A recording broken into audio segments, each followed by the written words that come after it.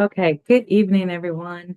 My name is Jocelyn Ross, and I'm the president of South Carolina Hands and Voices. We welcome you this evening for our topic Tuesday with Miss Stephanie Turner. And she's going to be talking about a spectrum of services from our autism resources in South Carolina. We do the Topic Tuesday Joint with Beginnings SC, and it's an opportunity to get deaf and hard of hearing provider service information to you all, as well as this year in 2024, we've done a mix of parent reflections and feedback within our Topic Tuesdays around different family version journeys that they have. So we appreciate Stephanie here tonight. A little bit of logistics. If you're not speaking or the presenter, we're going to ask you to mute yourself and take off your video because this is the part that we do record. So it can be published later in our archive. And then we do this as a formal presentation. So it can be recorded and then we stop the recording and then we get to the Q&A session. So thank you to all of you all for joining. And I'm not going to say much because I want Stephanie to have her time with me dealing with the technical difficulties. So thank you to our interpreter and our captioner for this evening. And I'll turn it over to you, Stephanie. Thank you, Jocelyn, and thank you everybody who is participating tonight and watching this in the future. I love to talk about autism and the services that we have available here in the state, and I am thankful that for this opportunity and grateful for this opportunity to share those with you. So my name is Stephanie Turner. I'm a licensed social worker. I've got my master's in public health, and I'm a board certified behavior analyst. And I am the Autism Division Director here at the South Carolina Department of Disabilities and Special Needs. And what I have the pleasure of talking about today is really a spectrum of services. So across the lifespan, we have a robust array of services here in South Carolina that I don't think everybody knows about. So autism, I'm probably preaching to the choir. If somebody has a diagnosis of autism, they are more likely to have a comorbid, either mental health or physical health condition. So rarely do I find in my journey that somebody has just autism alone. So I think it's really important that we share all the resources that are out there. I'll go to the next slide. And I always start my presentations with a sort of disclaimer. So materials presented today are not comprehensive, and this training does not take the place of reading policy and procedure manuals and terms and conditions of individual provider agreements and contracts. And prior to treatment, all individuals must meet eligibility and medical necessity criteria for that service. This is just a fancy way of saying that this information is good as of today. Medicaid and other agencies will add new policies and new services all the time. So this is good as of November 19th, 2024. I'm going to be talking about a lot of services and supports today, and at points it might seem like drinking water through a fire hose. This is why services such as case management and early intervention are so critical for our folks with developmental disabilities, because there's so many options when it comes to treatment. Sorry, so we are going to focus mostly on behavioral health services. And then at the end, I've kind of got to catch all of other important resources that are in the community that I think can help. So we'll start with autism spectrum disorder. Thank you. And yes, so the first slide there shows you that the prevalence of autism has increased drastically. So the little numbers on the bottom really start in 1969 with 1 in 10,000 individuals being diagnosed with autism. And the number on the far right is 1 in 36, and that number came out in 2020. And so that means if I had a room of 36 individuals, the likelihood of at least one being on the autism spectrum is pretty high. So the other thing that I point out is since the year 2000, which you can kind of see on the graph, the right side is a shaded blue. So since the year 2000, the prevalence rate of autism has increased over 300%. So if you have thought to yourself, I'm seeing more TV shows, more books, more podcasts, more movies with autism embedded in it, and more people in my community and in my school and at my church, you're not wrong. You're hearing about autism more and more frequently because it's touching more and more people, which is pretty neat. The other statistics that I kind of share about autism is it is 4 times more common amongst males than females. So most of my examples I give are with my male clients, but it occurs in females as well. There's really no difference across socioeconomic status or race, which means like your income level or your cultural or racial background makes no difference when it comes to the diagnosis. What I will say is that number of 1 in 36 was for children. For adults, it's 1 in 45. We do diagnose adults. It's a lifelong developmental disorder, is what it's called. The other thing that we like to note is that 85% of our individuals with, well, up to 85%, there's a couple different studies, but anywhere from 65 to 85% of our folks with autism have a comorbid mental health condition. And this is something that we want to just make families aware of because usually by the time of adolescence, it's rarely just the autism diagnosis that we're talking about at that point in time. It's things like anxiety, depression, OCD, maybe some ADHD. Tourette's is also pretty common with our folks as well. It's also important to note that once you've met one person with autism, you've met one person with autism. I've had caseloads for years, and I can confidently state that no two people are the same. And it's not meant to be like that. There are some common symptoms, so we can categorize people together in this one group, but everybody's unique. So I would say not everybody listening to this probably likes pineapple on pizza, for example, right? So it's going to be different for everybody. That's why there's so many services and supports that are out there because we want to make sure that we're meeting everybody's unique need, which I think is the benefit for autism is we know there's a big need. Now, the next slide we're not going to watch tonight, which is probably great because it's a little bit long, but I'll make sure that Jocelyn has the link to share out with you guys. I feel like it's important for you guys to see autism through the lens of somebody who can't speak because 30 to 50% of our folks can't speak but communicate in other ways. A good chunk of our folks do modified sign language, which I know can get a little bit messy, but that's pretty amazing for them. They might also communicate with their body language or with picture exchange communication system or an augmentative communication device. So those are pretty common for our folks. When it comes to diagnostic assessments, that's probably the number one question that I get throughout the week is where can I get evaluated for autism? So on the next slide, you'll see really the 3 main places that I send people to. So one is a developmental evaluation center. If you're here in the Midlands with me, yours would be at the Children's Hospital downtown in Prisma.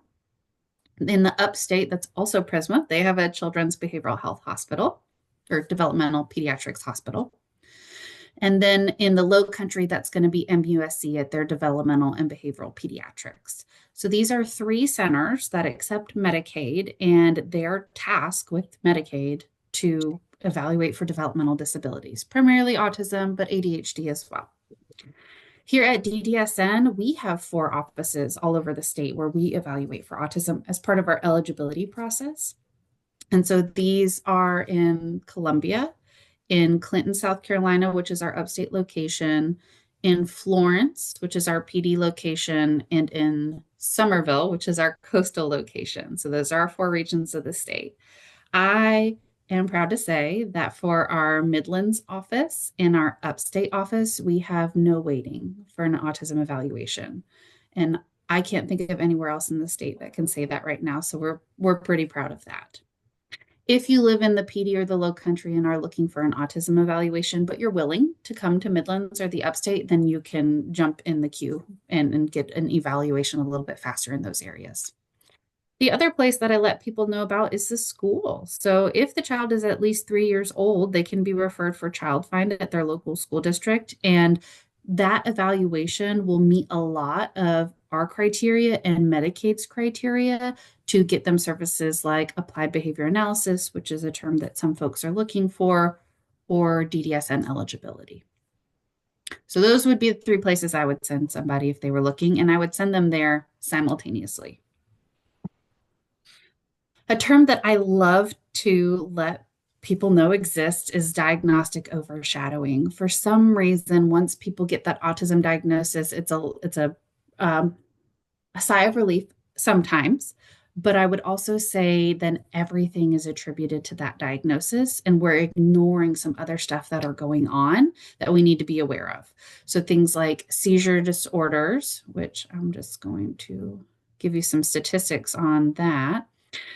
Seizure disorders, also called epilepsy, occur in as many as a third of our individuals with autism, which is, I think, pretty significant portion. Now, they usually start in childhood or during adolescence.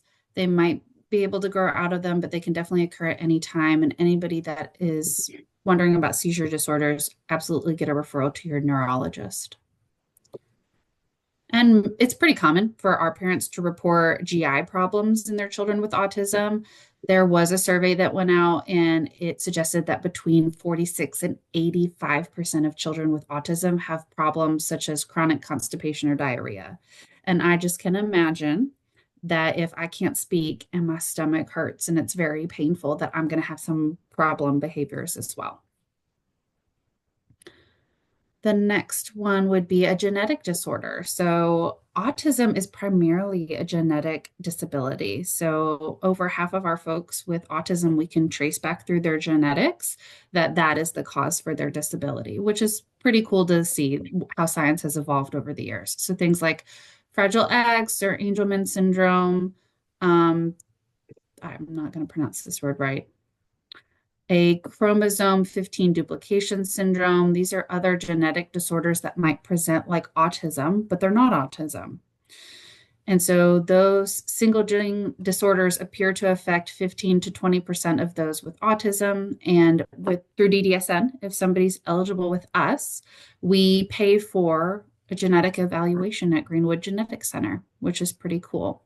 Some of these rare disorders or gene anomalies, they are referred to very specific specialists. And so some of these folks can get that specialized intervention and treatment that they wouldn't have got otherwise because they didn't know anything was going on with their genes.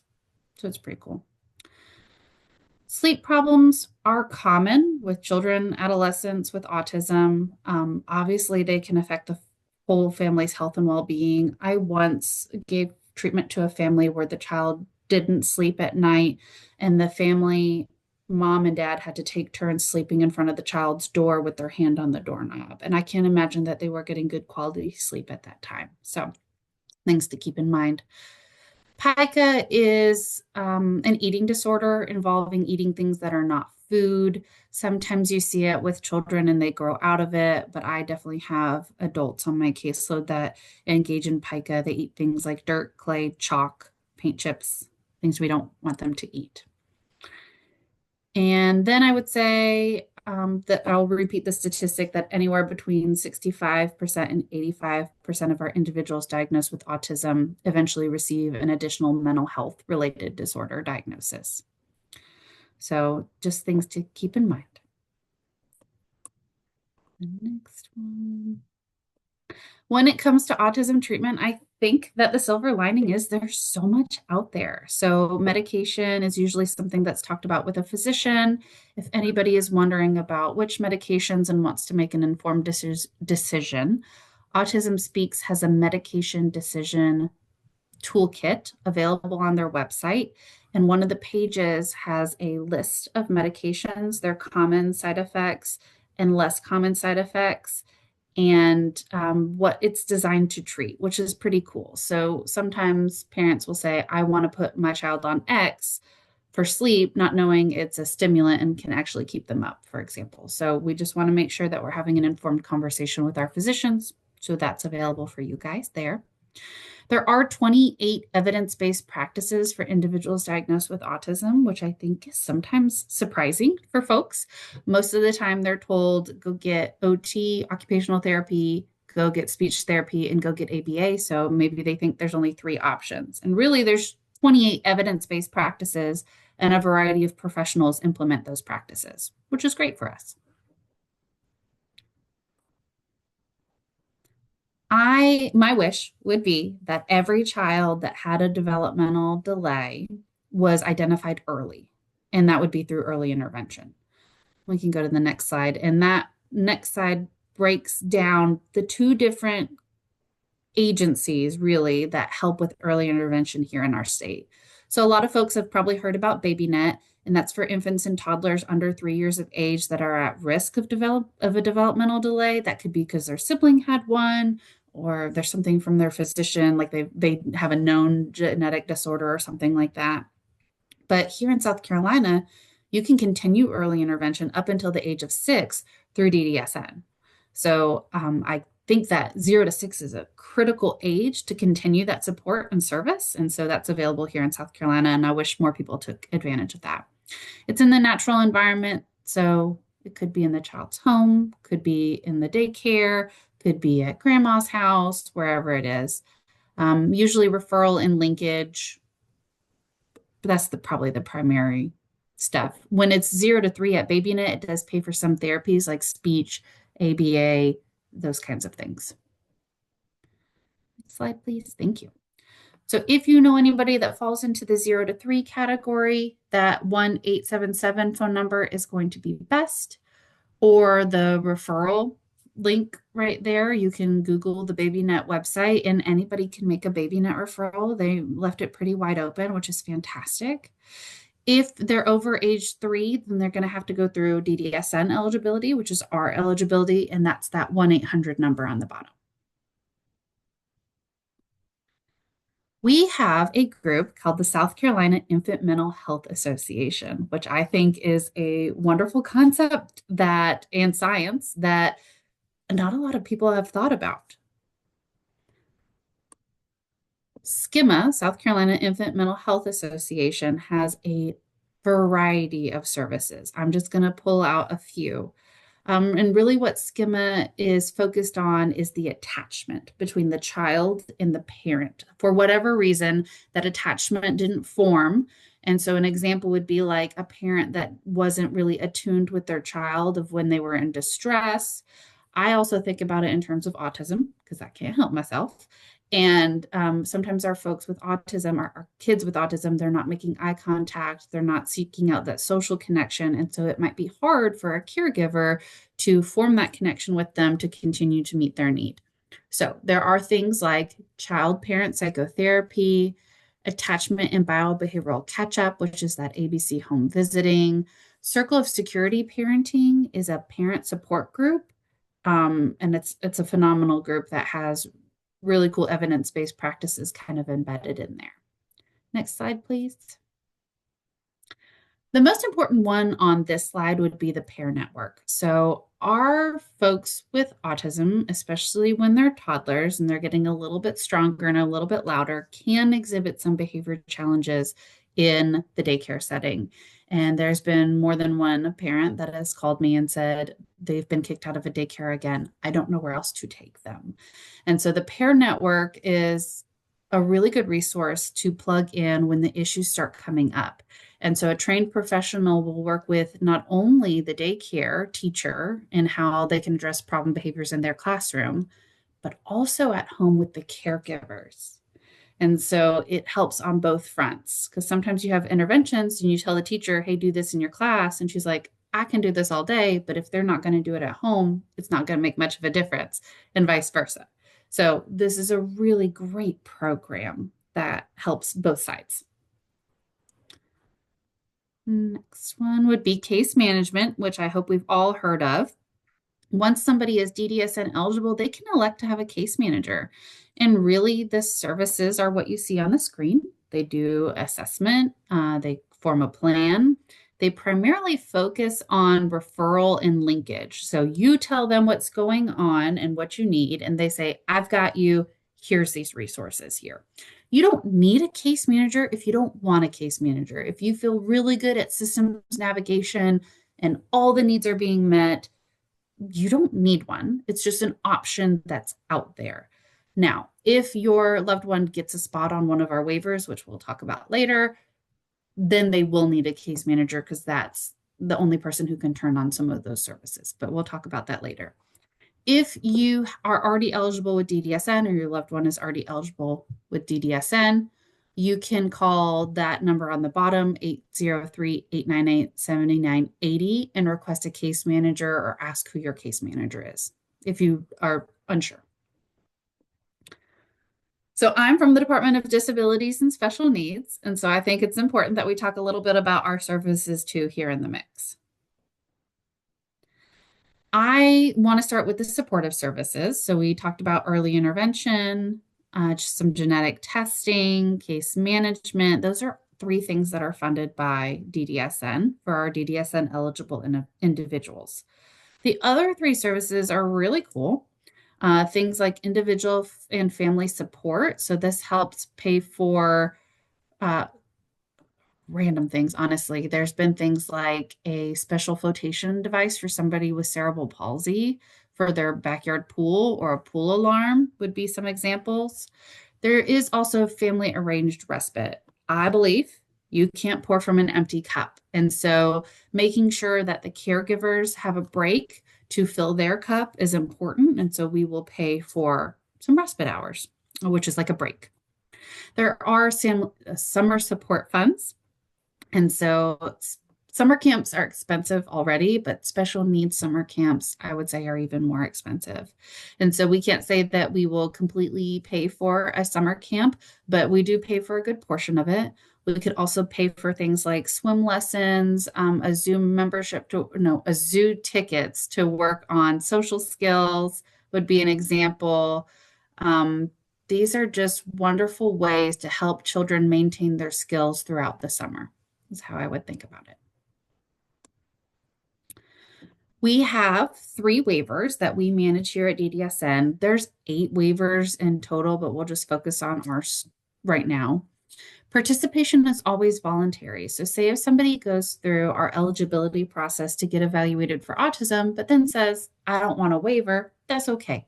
We'll put you on the list. We'll send you a letter when it's your number's up. If you don't want it, you can decline, go back to the bottom. It's okay. Now, when you become, or your loved one becomes DDSN eligible, you're automatically placed on the wait list for every waiver that you're eligible for. So in terms of autism, that's going to be our community supports waiver and our IDRD waiver. You're automatically placed on there, which is really cool. Now, when your number comes up for the waiver, you have to meet a level of care requirements, or there is additional steps that we'll take at that time. And once you're on the waiver, you have to use at least 2 services every 30 days. And that's easy because case management is the one service that you have to use. So that's already one service. So really, as long as you use one other service, you're fine. We also know that people waiver hop, which is a term where somebody might start on one waiver and then their number comes up for another waiver. And so we usually see our folks get the community support waiver slot first, and then they go to the IDRD waiver slot next. It depends on their need. And I would say there's more services under the IDRD waiver. So whatever they need. Our 3 waivers are the head and spinal cord injury waiver, which is that first category that you see there. Some services that I want to highlight are assistive technology, like private vehicle modifications and environmental modifications, ramps, door openers, attendant care, where someone comes in to provide hands-on assistance with chores, bathing, and eating, and nursing as someone to handle skilled care tasks like wound treatment, assistance with bowel programs, that kind of thing. Children can be on the HASCI waiver. It's rare, but it does happen, so it is available for them as well. Most of our waivers, if you want to think about it, Medicaid covers a lot of services for children, and we really step in for adults is where we really shine for our waiver services. The supportive services, I could see that helping kids with like the summer support funds and the respite, but our waivers are mostly for adults. We don't have a restriction, but that's just how they were designed. For our community support waiver, this waiting list is shorter than the IDRD waiver, and it has over 26 services. I just pulled out a few. It's a laundry list.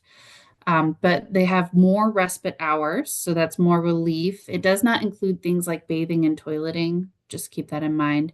There's employment services for individuals. Sometimes our individuals with intellectual disability or autism want a job. They just need to be explicitly taught the skills to maintain that job or find that job. And that's something that we help with them. We do have day programs. So sometimes after high school, the loved one might need some ongoing supervision. And so there are things like day programs for individuals 18 years of age or older, where they go into the community and they're around people with similar life experiences. We also have in-home supports, which is a combination of personal care services and respite care. And then our last waiver would be the IDRD waiver. This is the longest wait list out of all our waivers because it's the most robust. Those include all the services under community supports and a few that I'm going to talk about today, but it's got even more than 26 services on that one. Incontinence supplies like diapers, underpads, wipes, liners, and disposable gloves. Medicaid covers this for children 0 to 21, and we cover it for adults 21 and older. So that's a really good example of how Medicaid covers a lot for children, and then we take over from there. There's also day activities, which are activities and services to help people achieve, maintain, and improve the loss of personal care, social, or adaptive skills. And then there's adult day healthcare, which is pretty similar to the day program, but it has a nursing component to it. What I also think is pretty neat is our adult companion services. So sometimes our young adults might feel insulted to have, I don't know, a healthcare worker supervising them. But an adult companion is somebody who's 18 or older that's working on therapeutic goals. Is that through problem solving while playing a video game? I don't know. Depends on your treatment goal. So it's a pretty cool opportunity. We have the medically complex children's waiver here in South Carolina. That is going to be obviously for medically complex cases and medically complex children from birth to age 18. They have to meet a level of care and medical criteria to be eligible for this waiver. They have to live in South Carolina. And really what's cool, I'm going to get to some of the services, are private duty nursing, children's personal care aid, which is like respite services, pediatric medical daycare. They require a special level of daycare. Transportation, school services, durable medical equipment that does exist here in South Carolina. That's pretty cool.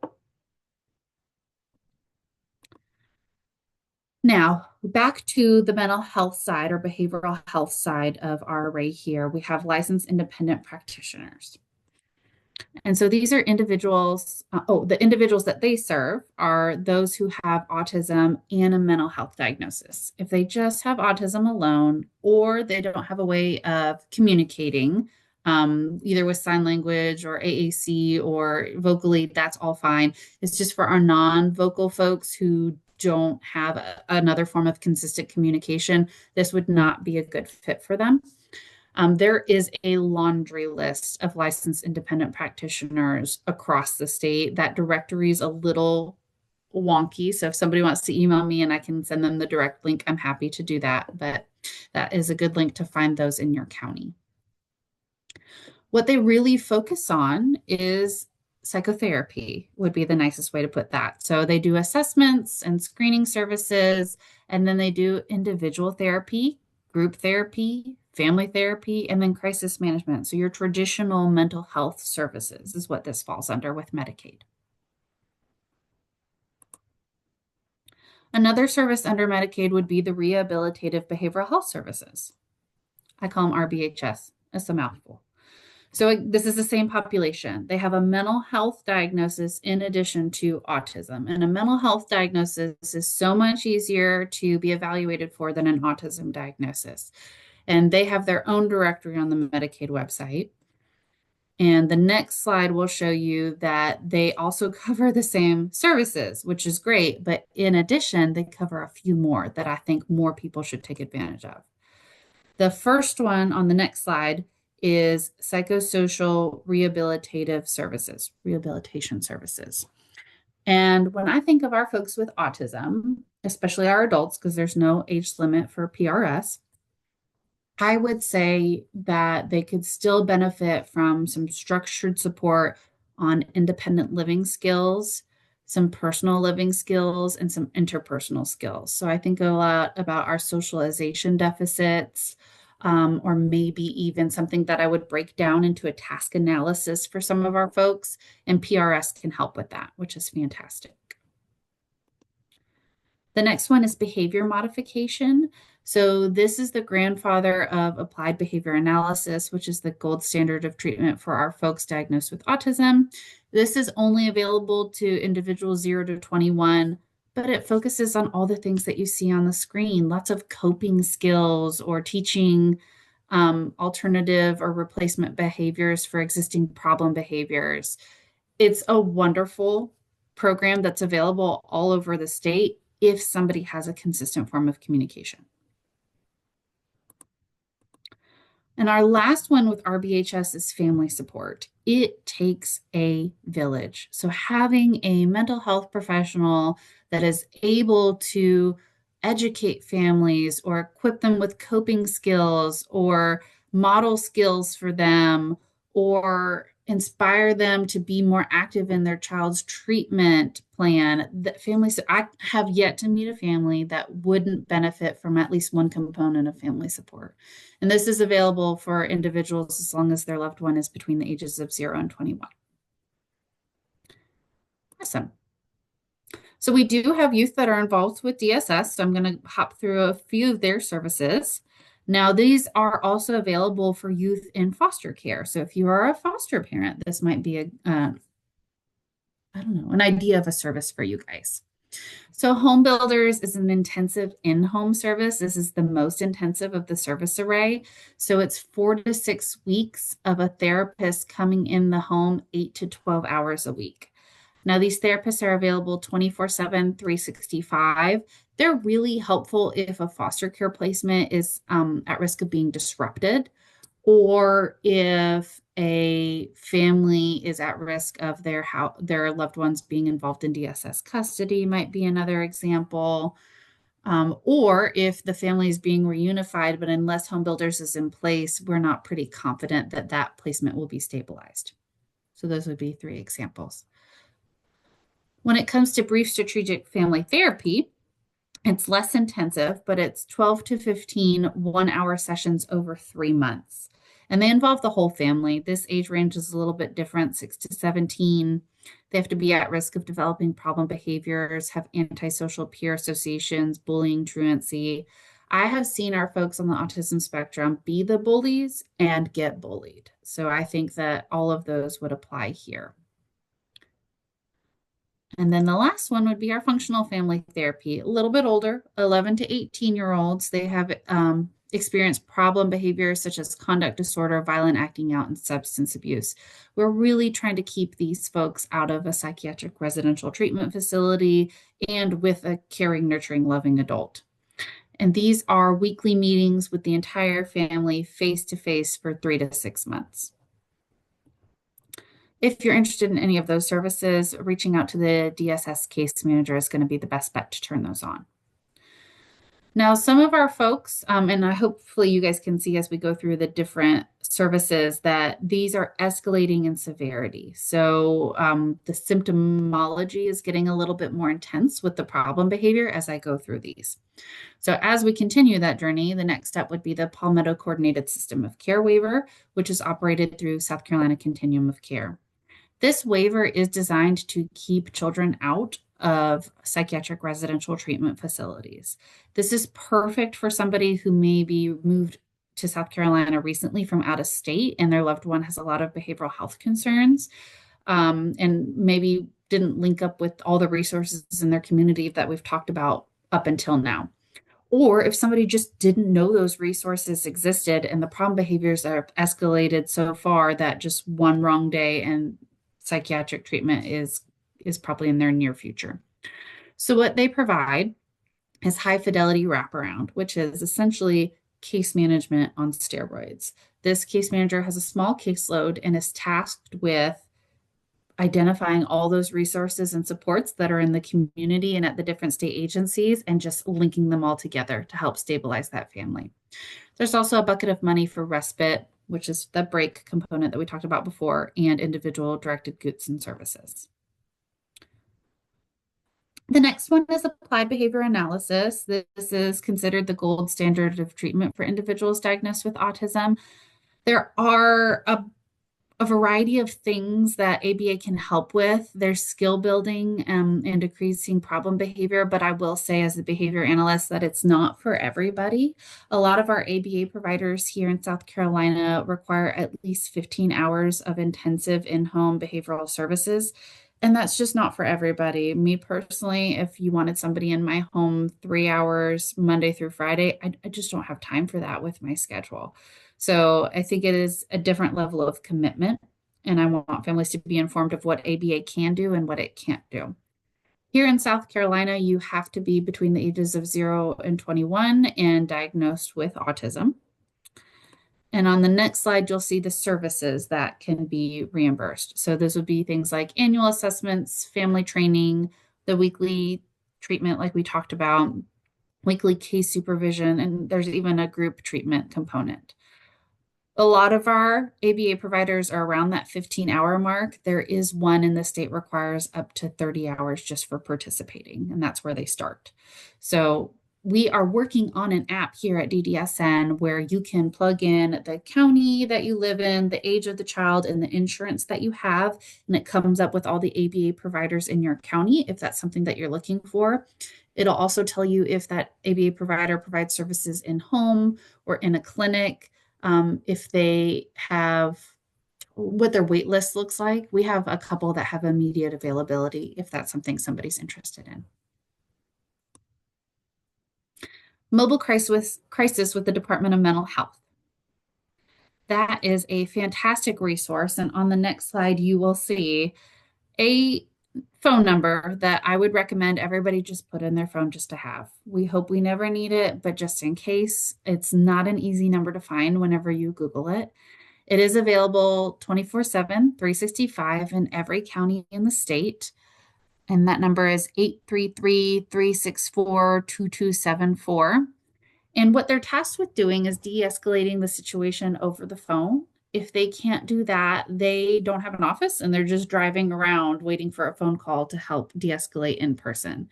They do have an entire unit of mental health therapists that communicate in sign language, and they are scattered all over the state. So this would be wonderful for your group as well to take advantage of. Adults and children, they don't bill insurance. It's just something good to keep in your back pocket. The next one would be 2 new services that were added to the Medicaid array on October 1st. These are intensive outpatient and partial hospitalization. These are services that existed in hospitals before, but Medicaid didn't cover them until about a month and a half ago. So these are really 2 different versions that come right before our inpatient residential treatment. So intensive outpatient treatment and partial hospitalization programs may be appropriate when an individual does not require a restrictive 24-hour inpatient setting, but does need a higher intensity of treatment services than a standard outpatient care can provide, for example. Really, a hospital would determine if intensive outpatient treatment or partial hospitalization would be more appropriate. Here in South Carolina, we cover it for individuals at least 6 years of age and older. And for our intensive outpatient treatment, if you're between 6 and 19, or 6 and 17, then you're getting about 6 to 19 hours per week. If you're over 18, then that's 9 to 19 hours per week. And for the partial hospitalization, that's at least 4 hours a day for 5 days a week. So it can get pretty intense. But that's all to hopefully avoid inpatient stay at a psychiatric hospital. Now, psychiatric hospitals, those are 24/7 staffed residential facilities. They do psychiatric evaluations, psychological evaluations, your core therapies that you can think of. A lot of ours here in South Carolina also have specialized treatment like ABA, speech, OT, Dietitians are usually there. It's an inpatient hospital stay to help stabilize an individual and then get them back into the community. That's all the behavioral health services. I'm going to run through these resources here just to make sure you guys know that they're here. DDSN has our own website. Obviously, Medicaid has their own website. If somebody wants to know more about recent statistics about autism, I point them to the CDC. We do have a statewide independent living council that will work with our young adults or youth if they would like to live independently outside of their parents' home. It's a wonderful group that we have all over South Carolina. The 1-800 number to get started with DDSN is again 1-800-289-7012. If you have any questions about Medicaid, they've got their own line. First 5SC is going to be helpful for families that have children maybe about 6 years of age and younger. It checks their eligibility for over, I think, 50 state services in one shot, and it has a universal application for about half of them, which is fantastic. If you're ever working with somebody or you yourself are looking for more concrete services like housing, legal, food, transportation, I think childcare might even be an option. That scparents.org is a really good resource where you can type in your zip code and it comes up with some services and supports. Family Connection is who we point people to when they have questions about Medicaid, DDSN, IEPs, 504s. Usually they help families when their children are school aged. So that's a good resource for everybody. VR or vocational rehabilitation helps our folks find a job and keep a job. Disability Rights is our protection and advocacy agency here in South Carolina. So if somebody is being discriminated against because of their disability, we point them in that direction. Office of Special Education Services has an ombudsman, Dr. Lynette Cox, and she is phenomenal with helping families who maybe aren't reaching quite a great agreement with their school district. If somebody has Medicaid and a commercial insurance, Medicaid would want you to keep coverage on your loved one of that commercial insurance. And in fact, they'll likely reimburse you the monthly premium to keep them on there. And that's through the Health Insurance Premium Payment Program. That's wonderful for our folks because not everybody accepts Medicaid. And so it would be great if they had Blue Cross Blue Shield and Medicaid, for example. The Office of Regulatory Services, through their Amplify Life program, is offering free communication devices, even for our folks with autism. It does require a speech pathologist sign off on it because otherwise it would be like handing somebody a dictionary and saying, teach yourself to talk. So I get it. We do have family-focused behavioral interventions. Kids don't come with a manual, but the closest thing I can give you is a free online program called Triple P, Positive Parenting Program. It's at your own pace.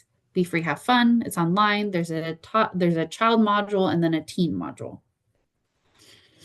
We do also have a department called Children and Youth with Special Healthcare Needs, and that's at the Department of Public Health. If you're thinking of things like if your loved one also has blood disorders, there are some hearing devices that I think they cover as well there. I'm sure you guys are familiar with that program. Help Me Grow is like First 5SC, except it's a real person on the phone. So if you're like, I don't know, this is my first child, is that a developmental delay? Then Help Me Grow would be a good resource for them. Able South Carolina has really great peer support groups that I find our folks with autism want friends, but they don't know where to start. And so Able SC has monthly peer support groups where they themselves pick the topic, and it's usually topics for young adults, and it's got life skills in there. And there are some in person, then there's some virtual. So wherever you are in the state, they're really great at helping.